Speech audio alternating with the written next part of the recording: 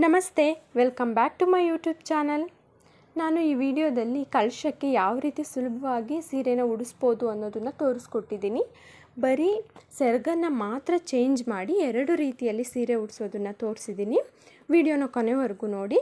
ಈ ಸೀರೆನಲ್ಲಿ ಒಳಪದ್ರ ಏನಿದೆ ಆ ಪದರವನ್ನು ತಗೊಳ್ತಾ ಇದ್ದೀನಿ, ಅಂದರೆ ಉಡ್ಜರ್ಗ್ ಅಂತ ಕರಿತೀವಲ್ಲ, ಅಲ್ಲಿಂದ ನಾವು ನೆರಿಗೆ ಮಾಡೋದಕ್ಕೆ ಶುರು ಮಾಡಬೇಕಾಗುತ್ತೆ. ಸೀರೆನ ಆಸಿ ನೆರಿಗೆ ಮಾಡೋದಕ್ಕಿಂತ ಮಾಮೂಲಾಗಿ ನಾವು ಸೀರೆ ಉಟ್ಕೊಳ್ಬೇಕಾದ್ರೆ ಯಾವ ರೀತಿ ನೆರಿಗೆ ಮಾಡ್ಕೊಳ್ತೀವಿ ಆ ರೀತಿ ಮಾಡಿಕೊಂಡ್ರೆ ಈಸಿ ಅಂತ ನನಗನ್ಸುತ್ತೆ. ಯಾಕೆಂದರೆ ಎಲ್ರಿಗೂ ತುಂಬ ಸುಲಭವಾಗಿ ಬರುತ್ತೆ, ಅದು ಪ್ರಾಕ್ಟೀಸ್ ಆಗಿರುತ್ತೆ ಆಲ್ರೆಡಿ. ಆದ್ದರಿಂದ ಸೀರೆ ಒಂದು ಮುಕ್ಕಾಲು ಭಾಗದಷ್ಟು ನಾವು ನೆರಿಗೆ ಮಾಡ್ಕೊಳ್ಬೇಕಾಗುತ್ತೆ.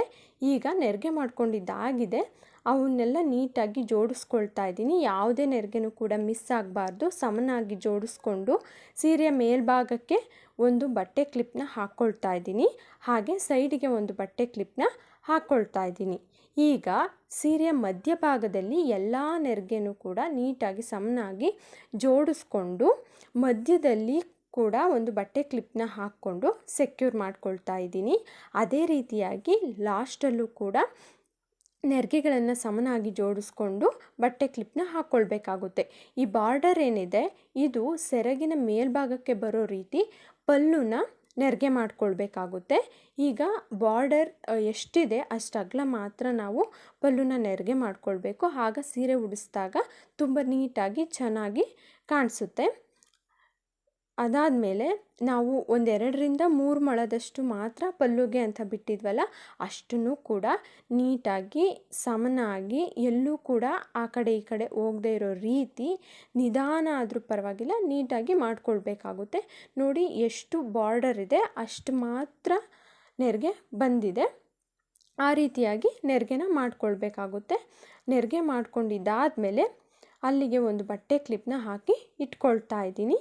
ಈಗ ಮಧ್ಯದಲ್ಲಿ ನಾವೇನು ಬಟ್ಟೆ ಕ್ಲಿಪ್ ಹಾಕಿದ್ವಿ ಅದು ಬಿಂದಿಗೆಯ ಹಿಂದಿನ ಭಾಗಕ್ಕೆ ಬರಬೇಕು. ಆ ರೀತಿಯಾಗಿ ಸೀರೆನ ಕಳಶದ ಆ ಕಡೆ ಈ ಕಡೆ ಹಾಕ್ಕೊಳ್ಬೇಕಾಗುತ್ತೆ.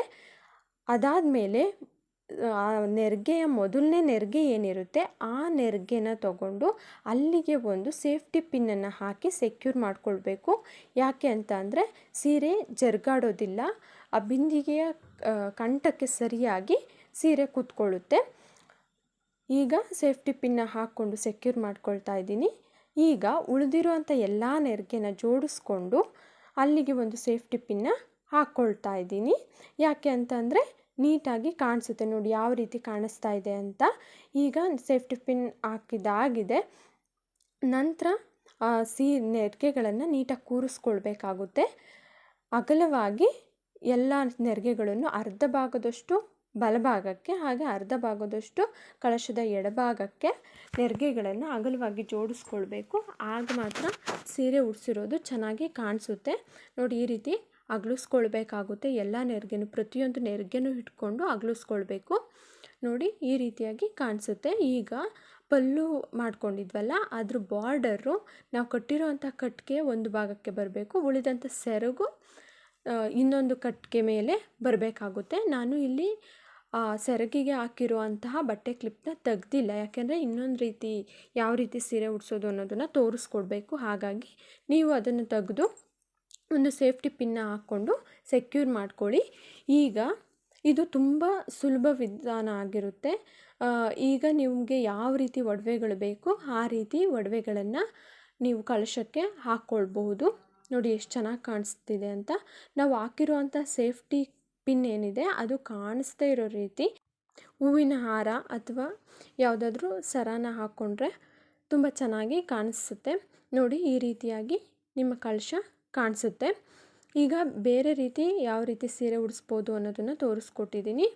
ನೋಡಿ, ಸೆರಗು ಏನಿದೆ ಅದು ಹಿಂದೆಯಿಂದ ಮುಂದಕ್ಕೆ ಹಾಕ್ಕೊಳ್ಬೇಕಾಗುತ್ತೆ. ಸೆರಗನ್ನು ನೀಟಾಗಿ ಹಾಕ್ಕೊಂಡಿದ್ದಾದಮೇಲೆ ವೇಲ್ನ ಯಾವ ರೀತಿ ಹಾಕ್ಕೊಳ್ತೀವಿ ಆ ರೀತಿಯಾಗಿ ಮತ್ತೆ ಮುಂದೆಯಿಂದ ಹಿಂದೆ ಕಟ್ಟಿಗೆಯ ಮೇಲ್ಭಾಗದಿಂದ ಹಿಂದಕ್ಕೆ ಸೆರಗನ್ನು ಹಾಕ್ಕೊಳ್ಬೇಕಾಗುತ್ತೆ. ಮಧ್ಯದಲ್ಲಿ ಒಂದು ಸೇಫ್ಟಿ ಪಿನ್ನ ಹಾಕ್ಕೊಂಡು ಸೆಕ್ಯೂರ್ ಮಾಡ್ಕೊಳ್ಳಿ. ಹಾಗೆ ಸೆರಗಿಗೆ ಹಾಕಿರೋ ಅಂಥ ಬಟ್ಟೆ ಕ್ಲಿಪ್ನ ತೆಗೆದುಬಿಡಿ.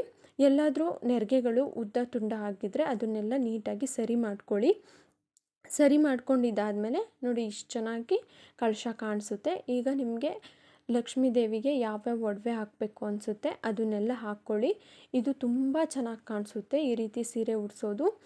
ಅಮ್ಮನವರು ಹಾಗೆ ಎದ್ದು ಬರ್ತಿದ್ದಾರೇನೋ ಅನ್ನೋ ರೀತಿ ಈ ರೀತಿ ಸೀರೆ ಉಡಿಸಿದ್ರೆ ಕಾಣಿಸುತ್ತೆ. ಇದು ತುಂಬ ಚೆನ್ನಾಗಿ ಕಾಣಿಸುತ್ತೆ. ನೀವು ಒಂದು ಸರಿ ಟ್ರೈ ಮಾಡಿ. ಈ ವಿಡಿಯೋ ಏನಾದರೂ ನಿಮಗೆ ಇಷ್ಟ ಆಗಿದರೆ ದಯವಿಟ್ಟು ಸಬ್ಸ್ಕ್ರೈಬ್ ಮಾಡ್ಕೊಳ್ಳಿ ನಮ್ಮ ಚಾನಲ್ನ, ಹಾಗೆ ಲೈಕ್ ಮಾಡಿ.